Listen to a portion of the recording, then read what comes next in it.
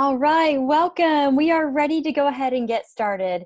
Thank you all so much for joining us today and for being here for our very first webinar series, part one of the four-part series. And we are super excited to be kicking this off. And this is a great way to get back really into kind of the back to school routine in general. But this is also a really good time which we are super excited about talking about gardening today as we kick this off. And we started with gardening first because this is the time to start thinking about it. So while back to school is certainly on our mind for sure, gardening is too, because now is the right time to do that.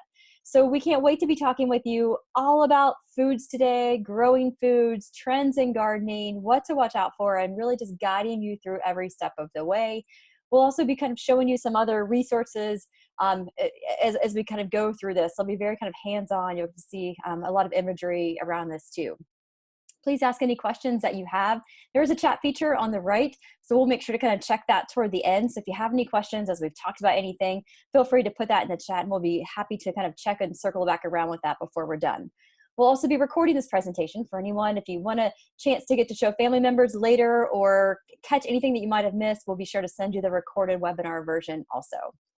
So welcome to members of Healthy Kids Inc. and to non-members of Healthy Kids Inc. You know, we are super excited to be doing this for all of you, and also for whatever your experience or expertise is in gardening. This will tackle all levels. So if you feel like you are just getting started in gardening and really want to start growing your own food but don't know where to start, then you are in the right place. We are going to guide you through every step of the way. So as we get started, and for those who are new to Healthy Kids Inc., I'll just briefly give a little bit of background about who we are. So Healthy Kids Inc. is an online meal planning tool, but it's actually even a little bit more than that. We built this technology to really help with the entire process from what we call seed to table. So families that want, and most of our families do come into Healthy Kids Inc. primarily looking for it as a meal planning tool, looking for more recipes. And it certainly is all of that. With over 300 recipes, you have the ability to create your own custom healthy week of meals. All of the recipes, the dinner recipes, have a chef's cooking video tied to them. We're very visual, and we feel like that helps a lot. So, you know, our families who are very new into cooking, much like we were, we find that if, you know, watching a couple videos, and they say the same thing too, watching a couple of the videos, you start to really learn a lot about just the easy applications to really build your confidence in the kitchen. And that's what this is all about. So we also have added in the past year a gardening component. So that's the seed to table process. So we help families with how to meal plan, how to cook it, and then also how to grow it. And we'll show you what that looks like. But Start a Garden is one of our other businesses, and that's how all of this came about. Start a Garden is a company that we formed just a couple of years ago, and that's gardening technology. Because for very much in the same way that we started Healthy Kids Inc. to really help families with meal planning, we wanted to do the same with gardening. And so we help now not only families, but we also help communities, we help schools, kids, teachers, and we continue to expand in that avenue as well. And actually have just built our very first prototype on what a Start a Garden app will look like for teachers in the classroom. So we're really excited to be kicking that off too. In addition, our co-founder, Kirk, is also a master gardener, and Kirk is on the call as well. So he's going to be your expert advisor today to give you lots of advice on how to get started with gardening, what all this looks like, and we're going to make this super easy for you. So this is us.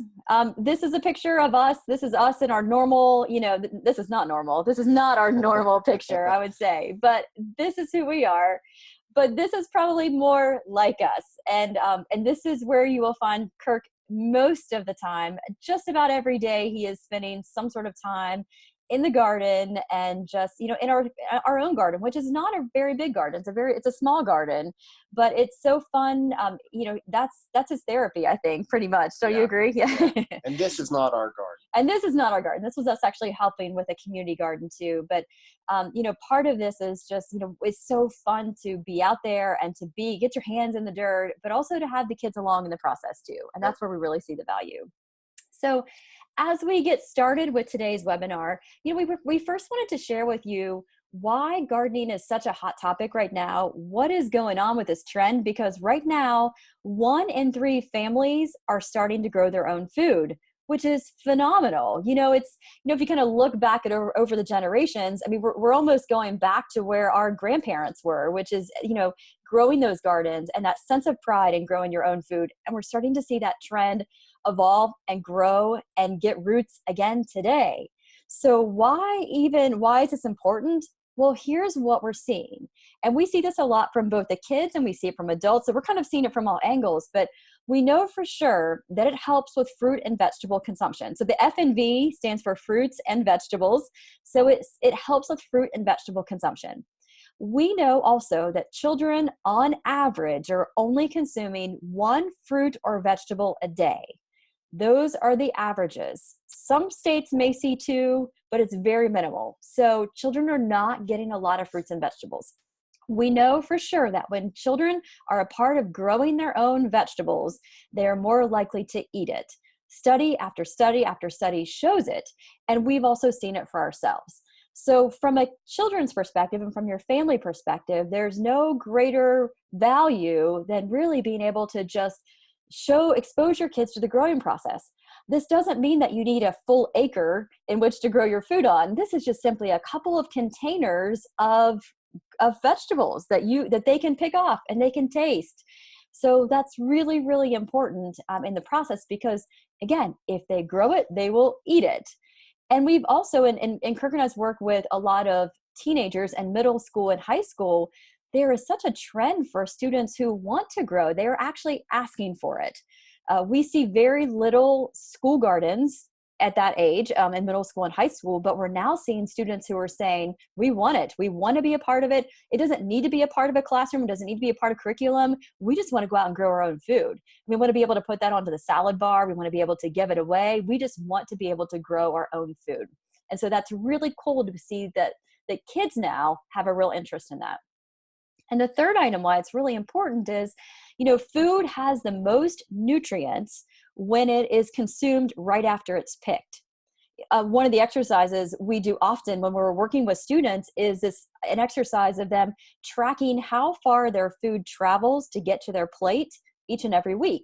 And this is something you can even do in your own home. I mean, if you go and if you collect all of the produce that you buy on a weekly basis, and if you look at the little produce label, it's going to tell you where it comes from. It might be coming from the US, but in many cases, it's not coming from the US. And so what we generally find is on average, our produce travels about 20,000 miles in total for 1 week of our produce, which we liken to, it's basically one trip around the circumference of the earth, which is insane. And so it's very eye-opening, for students and for families to really see that, wow, our food is traveling really far. And the longer that it sits after it's been picked, the more nutrients it loses. So the quickest that you can consume it after picking, the better. And that is really one of the main benefits of growing your own food. So a couple other things, because again, there are so many studies around how beneficial gardening is. And so here are just a couple, but it talks about, gardening is associated with reduction in depression and anxiety. It increases your life satisfaction. It increases your quality of life.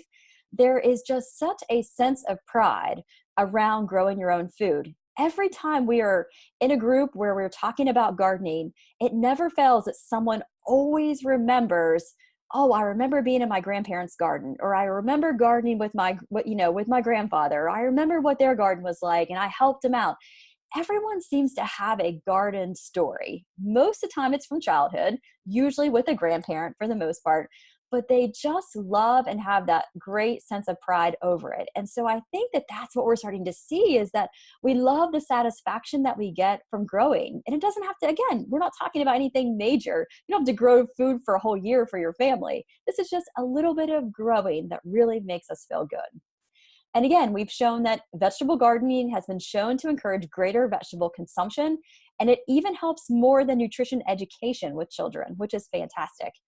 And then also it helps with, again, more about students who participate in gardening have lower levels of depressive symptoms and obviously an enhanced emotional well-being. So, and experience higher family connection than students who don't participate in gardening. So there's a great family benefit to doing this as well. So a lot of really great benefits to this. And so when asked families, well, why do you grow your own food? Well, many say it's just because they like to grow it because it tastes better. Some like to grow it because they save money on their food bill. And some like to grow it just because it's a better quality of food. And they're certainly right about all of those types of things. Now, before we actually get into how to start growing, we really wanted to talk about what we kind of think is that sometimes that elephant in the room. It's that big topic that comes up a lot.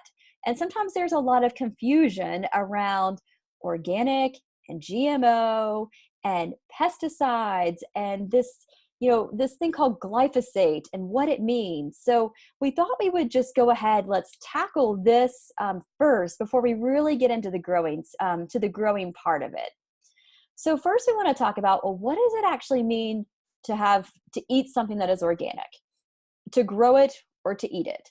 And so in this case, if you are buying produce, organic produce is grown without the use of pesticides or synthetic fertilizers and everything that is on this list.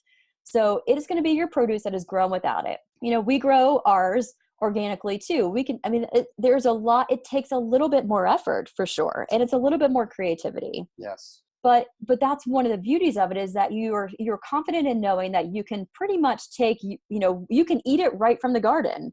It is that clean of a product. And so that's what organic means. Now for farmers, that's a pretty tall order. So if you are a farmer and you're wanting to convert your land to an organic status, it's a 3-year process. There is a lot involved. So oftentimes if you shop at the farmer's market, it's just, a matter of talking to your farmers. There may be farmers who just say, we can't really afford to actually be certified organic by the USDA, but we can tell you that we don't spray our crops with anything. And and so we know then that that's perfect. I mean, that's our peace of mind to know this is a great farmer that we want to align with. So those are things that you can do to ensure that you're really kind of lessening that pesticide consumption. The other question is organic really more nutritious? Does it have more nutrients than non-organic food? And that's debatable. I mean, there are still some studies that are coming out to show, I think some studies have shown that maybe there is a little bit more nutrients in organics, but really it's not about the nutrients. What we're really talking about with the organic is really trying to avoid the pesticides. So that would be really the greatest advantage to organic. And so also when it comes to growing your own, we'll talk about all this a little bit later, but using the organic soil, making sure that we're not using things like Roundup, as a chemical to spray on our crops, those are very important things to be thinking about. We want to make sure that we avoid those. So that's what organic means. Now, the other question is, well, then, okay, what is this GMO stuff that I keep hearing about? What does genetically modified really mean? And so we've really put up here like a little bit more of a technical answer to that. But here's what we can say in just very layman's term. So actually, Kirk is really good at explaining this. So I might even turn it over to Kirk to explain what genetically modified means.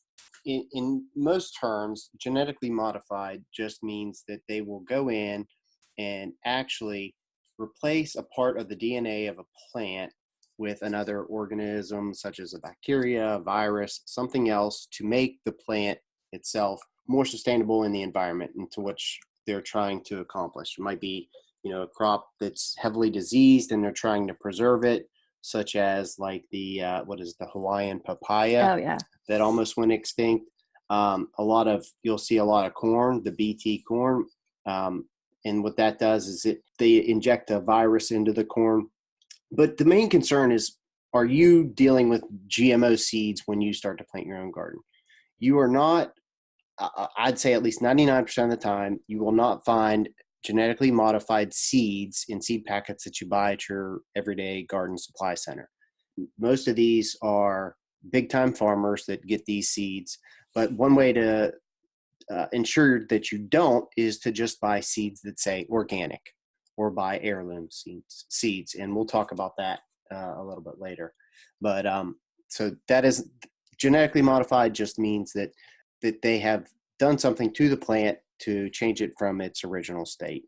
And so when it comes to genetically modified, this mostly applies, I mean, so it does apply to a small percentage of vegetables, very, very small though. This mostly applies to your processed foods. So anytime you're seeing corn syrup, corn oil, canola, sugar from sugar beets, soy, those are the types of products that we're watching out for when it talks about GMOs. So we'll talk about that more in future webinars that we're having over the next couple of weeks. But for our purposes today and talking about gardening, really the idea of GMOs isn't really a priority to even talk about. I mean, sometimes they all get kind of lumped in together. Oh, I'm going to eat an organic, and I'm going to try and make sure that I'm avoiding the GMOs. I mean, that's perfect. And that would apply more to your processed foods. So when it comes to gardening, probably not going to be so much of an issue. Now, here's what is, though, more of an issue when it comes to gardening. And this is what's called glyphosate. And so glyphosate is a herbicide, and it's an active ingredient in Roundup. And this is what we're really trying to avoid. So whenever you are growing organic or you're buying organic, we are trying to avoid this. This is, and there's still a lot of studies, there's a lot of debate around glyphosate, around the Roundup that we use, but basically Roundup is used to kill the weeds. Mm-hmm. And so when Kirk mentioned that sometimes the crops, the seeds are genetically modified, some seeds are genetically modified. They are genetically modified to be able to withstand Roundup. So they could spray Roundup on the farm. It would kill the weeds, but not kill the crop. That's how they're genetically modified. So there are concerns, though, very strong concerns around glyphosate. And so actually, and it's a very interesting, I put this up here because this is a doctor, a senior researcher at MIT. It was a really interesting article about this. And again, as we talk about kids' health, some of this will come up a little bit more, but there is a strong correlation between the amount of Roundup and glyphosate that's used and the number of celiac cases that have now been identified. Celiac is on the rise, gluten sensitivity on the rise. I've personally experienced this quite a bit. And so, but I don't test positive for gluten or celiac. I don't test positive for sensitivity to gluten, but yet I feel the effects of it anytime that I eat it. And so this is a great example of what could possibly be happening for those in that case. So what they're saying is that Roundup is sprayed on wheat, the wheat crop, and that's a way to, and that obviously is kind of killing it. It's killing everything around it. But what the problem is that the wheat gluten actually binds to the glyphosate. And they're saying that when you ingest that, then that's what's actually causing the allergic reaction to it. So it's not so much the gluten, it's the glyphosate binding to the gluten, or the gluten binding to the glyphosate, that's actually causing that allergic reaction. So it's very interesting. And in some cases, they're even saying that glyphosate kills the good bacteria in your stomach, which can cause a lot of gut issues and lead to a host of other problems. So this is potentially an issue. And I will say, I mean, just firsthand from my own experience, I notice a real difference if I'm eating organic flours, organic wheat, than I do if I'm not. I seem to be able to tolerate it better. So it's just a good experiment. And again, all of this is kind of just for you to personally experiment with. But we know for sure when it comes to gardening, though, to avoid any type of Roundup, glyphosate, I mean, this would not be growing organic. We want to try to avoid that. As little, exposure that our kids and families can have to that, the better. All right, so now we'll talk a little bit about organic and non-organic, and when do we really have to, when should we grow them? When should we eat them? So we'll quickly talk about that too before we get into the growing part of it. But we often use, we talk about the Dirty Dozen list. So the Environmental Working Group comes out with this survey this research every year where they are analyzing roughly 36,000 samples of fruits and vegetables for pesticide residue. And they come out with their list of the Dirty Dozen and the Clean 15. And so the Dirty Dozen are those fruits and vegetables that have the highest likelihood of pesticide residue. So those are the things that we want to either grow ourselves organically, or we want to grow, without any pesticides ourselves, or we want to just purchase them organically too. So for example, 98% of strawberries, peaches, nectarines, cherries, and apples, all from the Dirty Dozen, they all tested positive for at least one pesticide. So 98% of those in that category tested for at least one pesticide. Then you go to the clean 15, and you can see right here that they're not. These are the cleanest ones that have they're least likely to contain pesticide residue. So this is avocado being on this list, and in some cases having that outer shell makes a big difference.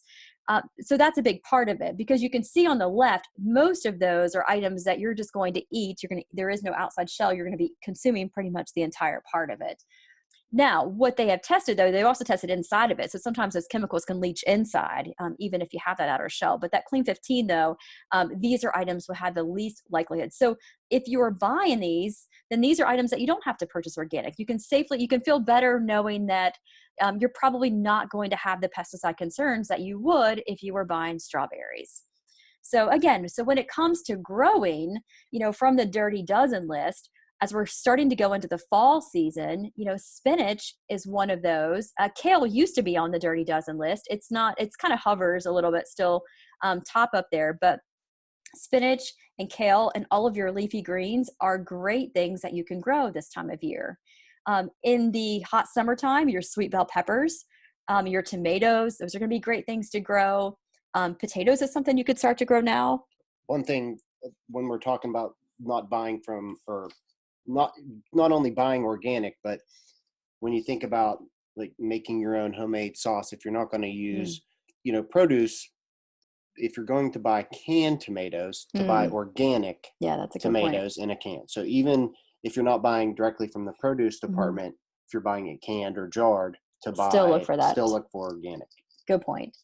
And so our Healthy Kids Inc. meal planning tool, we actually, as you build your week of meals and your shopping list populates, we actually put a little reminder. We put a little reminder there, just to, if anything on your shopping list pops up, from this Dirty Dozen list, then it puts a little O just as a reminder that, hey, if you are buying that canned pasta sauce, let's make sure to, if you can, if budget allows, to purchase that organic. It's just a little reminder to kind of help that process and to make it a little bit simpler.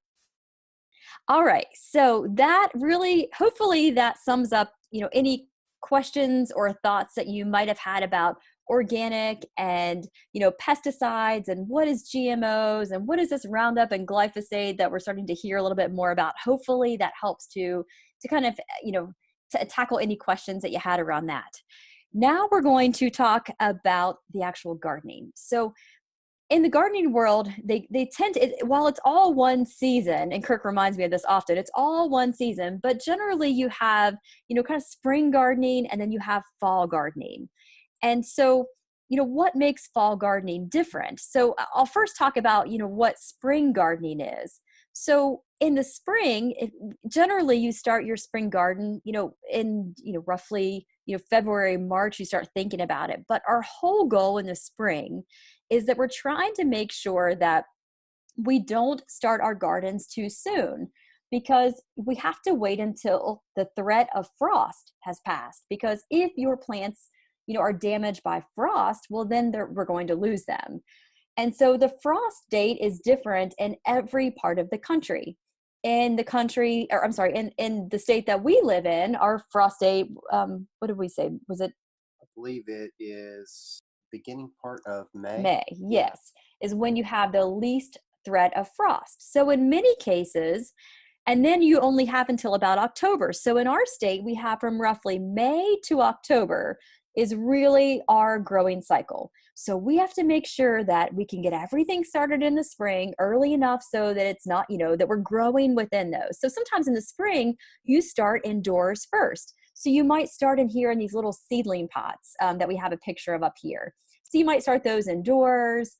As it starts to grow, then you start to transplant it, all so that they are ready for the outdoors. And that's about a 6-week process. So if you start indoors while it's still cold outside, then by the time that you hit that time in May, your little plants are ready to go outdoors and you don't have to worry about frost. So that's one way you can start from seed, or some people just go and they just buy them as a plant and you bypass that whole process in general. So that's what it looks like for the spring. So for the fall, we're trying to make sure that we grow everything we can before that frost starts to come again. So we're trying to get everything we can grown before that October, November-ish time. And again, it's going to vary by wherever you're at in the country, but that's what we're really working toward. So the frost is a big topic of conversation. And so, there are some light frost, there's hard frost, but basically this is what's happening. When it's cold enough and ice crystals begin to form inside the plant, that's when it starts to ruin the plant. That's a freeze. That's a freeze. Yeah. So we'll show you an example of what this looks like. And this was actually at a school, and this was in a high tunnel. So this was a high tunnel that got extremely cold, but you can see what those extreme temperatures do. Everything begins to just wilt over. And you can even see a little bit of just the frost on these carrots. This is a bed of carrots and onions here. And that completely wilted. Yes. So that's what happens, and that's what we're trying to avoid, because those are great crops. You can see we had a lot of carrots going, but even in a high tunnel, this too can happen. So it's really just being very careful and making sure that we time everything very closely.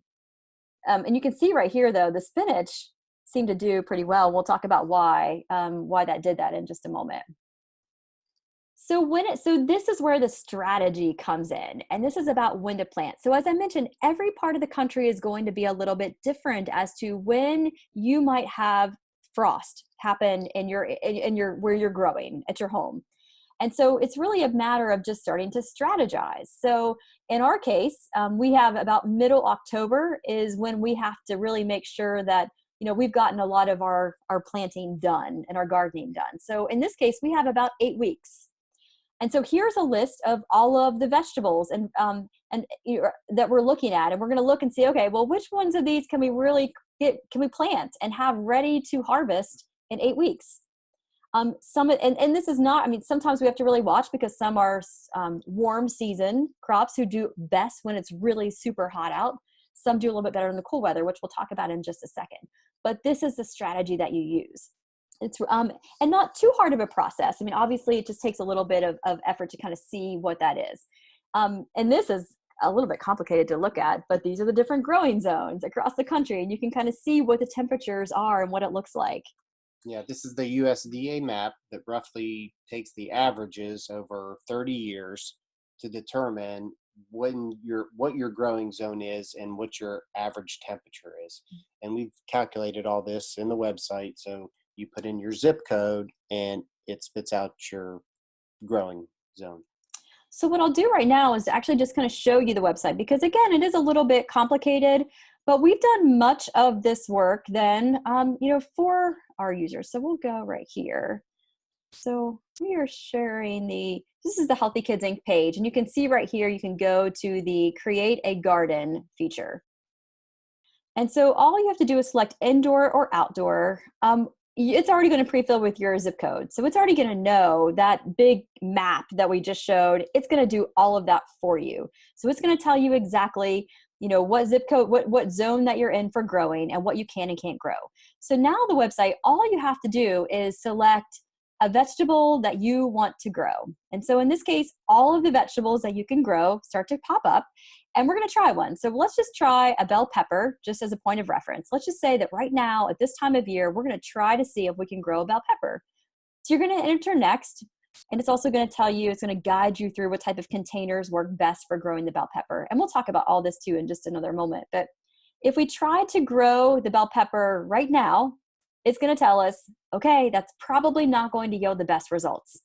Try a time between May and June for planting outdoors, or wait until the spring, and then you can start to plant from seed. So it guides you through that entire process, and it's going to tell you exactly. So we've set this up to where it's going to guide you along the way. Yeah, we try not to let you fail. Why put all the time and effort into starting to grow something when you're not going to have success? You're not going to have the time. So we built all that technology in there so that you don't have to worry about that.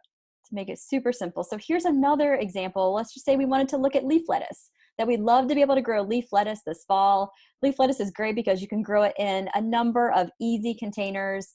And let's just say we tried to grow it today. Perfect. And it says, okay, the date you selected will be great for planting outdoors. We can go ahead now and start our leaf lettuce. So it's just that simple then to use the technology. It will guide you through every step of the way. So let me go back to the presentation then, and we'll keep on growing. So now we've talked about how we strategize and how we can use the technology to help us to strategize exactly what to plan. Let's go ahead and just dive a little bit deeper about what's best to grow in the fall. And so we have a couple of different slides around this, but these are what we call cool season crops. So these plants can actually tolerate a little bit of light frost, a little. Yes.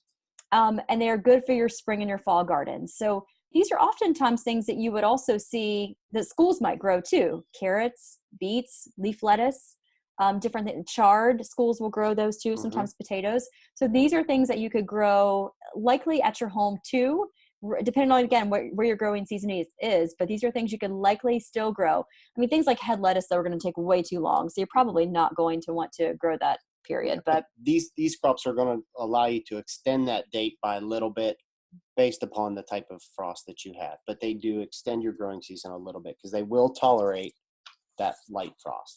Then we have the hardier vegetables, and these plants can tolerate harder frost. And so things like kale, kohlrabi, peas, radishes, spinach, your Brussels, turnips, broccoli, onions. I mean, these are things that you can that can really last a couple of months, even beyond, that mid-October, that first frost. So as you're thinking about planting, these are just a couple of ideas that might work really well. If you're going to start planting today. If you're going to plant today. And then these were the warm season crops. So these are the things that we're starting to see that we're harvesting now. And we're harvesting them now because we planted them earlier. These are the things that grow best really in those hot, warm weathers in the summertime. So green beans, which are abundant right now, squash, zucchini, cucumber, peppers, tomatoes, all of those things are doing really, really well right now because they do well in really warm weather. But one thing is that you still can grow these all the way up until your frost date. So while they're technically not cool season crops, you can grow them all the way up, but it depends upon that timeline. You want to get your harvest in before that first frost date. So an example of that would be cucumbers here that we see on this slide. So cucumbers are about 7 to 9 weeks from seed. So if we wanted to go ahead and put a batch of cucumber seeds in the ground, pretty good chance we're going to be able to pull those off and harvest those before the first frost. Same thing for radishes, same thing for lettuce too. So these are 3 easy vegetables that you could start to grow, and that you would safely be able to harvest them before this final frost. When it comes to strategizing your garden too, we love those vegetables that really, keep on producing. You have those vegetables that you pick them and then they're done forever, but there are some that are called pick and come again. And that means that you can keep picking them and they'll keep growing, and you keep picking them and they keep on growing. So things like your leafy greens, your herbs, your lettuce, spinach, basil, all of, your mint, your oregano, you snip off a little bit of it and then it keeps on growing back. So here, this is lettuce. You would just harvest, you would pick those outside lettuce leaves, and then it's going to keep on growing and keep on producing more and more. That's the beauty of these types. So if you're talking about, smart gardening, how do we do more with less? Using your lettuces, your spinach, those are going to be great options. Basil this is a picture of basil, and basil, there are so many amazing uses for it, but primarily from us, we love the pesto. We focus a lot on pesto in the meal planner even. But this is a great opportunity, again, just to kind of pick and come again. It's going to keep on growing. And it is important that you keep picking that back, because otherwise, if you don't keep picking the leaves back, then it will actually turn to seed. Especially in the once it gets warmer. We see that happen actually a good bit in some of the gardens that we worked with. So this question is, I love this. We're talking about kind of what yields the most. And, there's a 1-to-1 strategy. So for example, if you're planting radishes, I'll show you this video here, but, you have your radish seeds. And then each little radish starts to pop up. And then you can see each little radish is starting to kind of peek its head just a little bit. This is day 12 of a radish. Day 16, you can see that it's starting to really grow even more in the ground. Then day 23, it's starting to crown a little. And then by day 30, your radish is ready to harvest. And it's a beautiful process. We love radishes. Even if you don't like the taste of radishes, they are just great to grow as a family because they are so quick. And kids love that because they're so quick. But radishes are one of those things where it's a one-to-one. You plant a seed and you get one radish.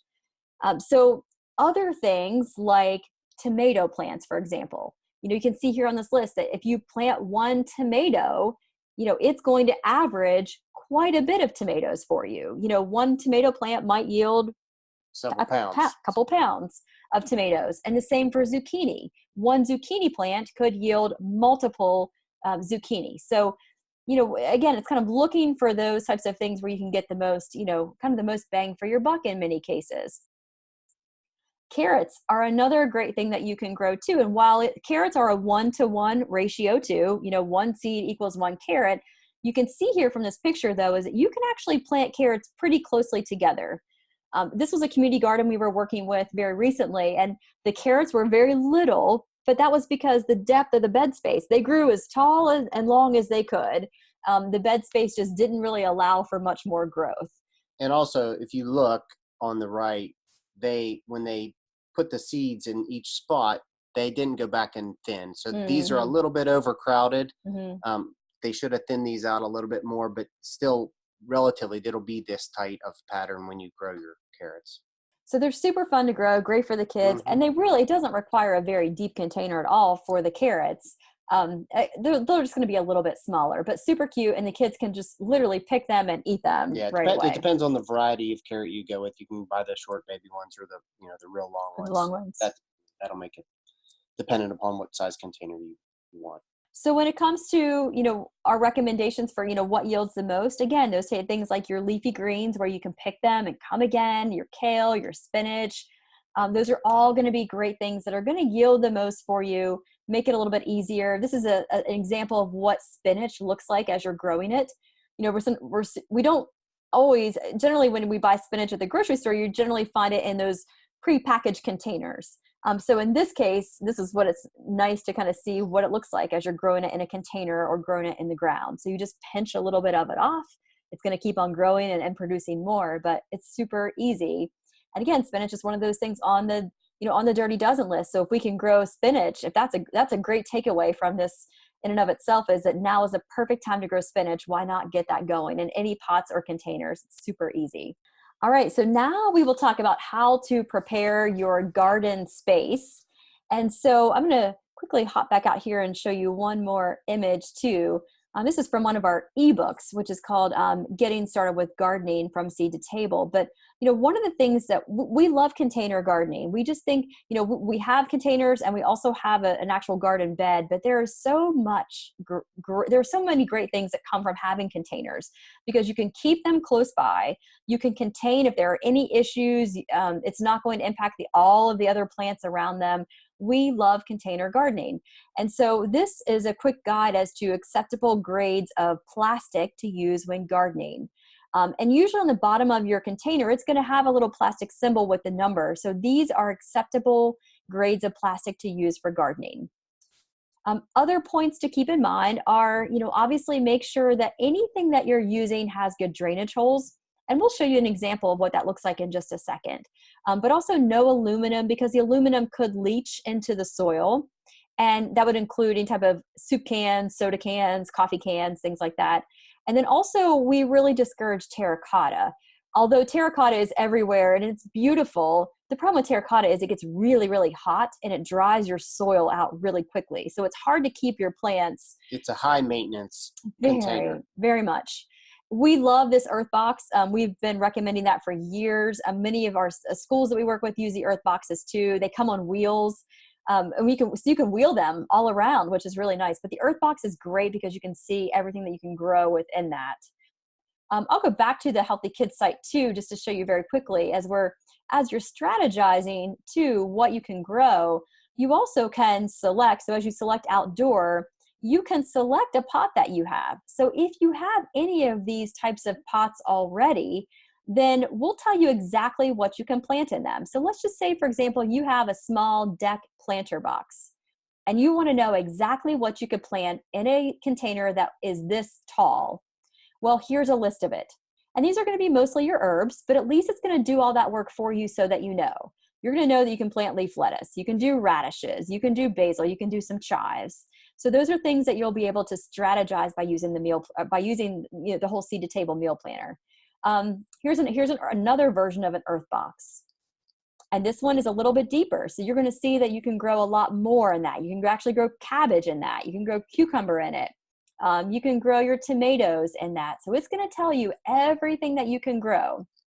So all you have to do is then or you can create your own. If you have another size pot that you want to use, then all you have to do is just hit a pot or, with your custom dimensions. And that's it. And then it will tell you again, it will do the same thing. It will tell you exactly what you can grow within that. So it's a really easy way to get to strategize exactly, what you're doing. So I'll go then back to the presentation and let's see. So this is a video that we did on creating a very easy, kind of vegetable garden. And I'll show you very quickly, the strategy behind this too, but this just shows that even what was actually promoted as a garden cart to hold your supplies, it can also serve as something that you grow in. And so as we go through this video, you'll see that what was really important in this process was making sure that you have the drainage holes. So the drainage holes are a really important part of that. So let's see. So making sure that you have some drainage holes, which would only took a couple. Mm-hmm. You don't need many, just enough so that it doesn't fill up with water and drown the roots. You want to talk about why we added the gravel in the bottom? Well, if you didn't add gravel, then the soil would maintain that moisture. It just allows for the water to more easily go out of the drainage holes. Mm-hmm.